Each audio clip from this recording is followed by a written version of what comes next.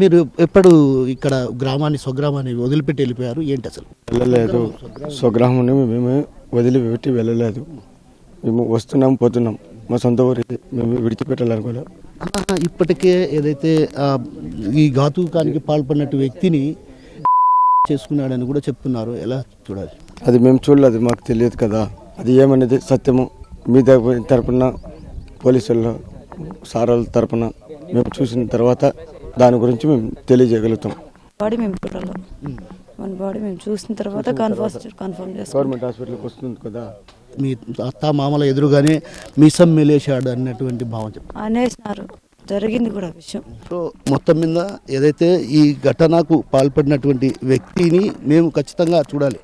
ఎవరైతే తను చనిపోయాడని చెప్తున్నారు కానీ పూర్తిగా మేము చూస్తే కానీ అటు పూర్తి స్థాయిలో మేము ఈ విషయాన్ని చూడలేమన్నటువంటి భావన చెప్తున్నటువంటి పరిస్థితి.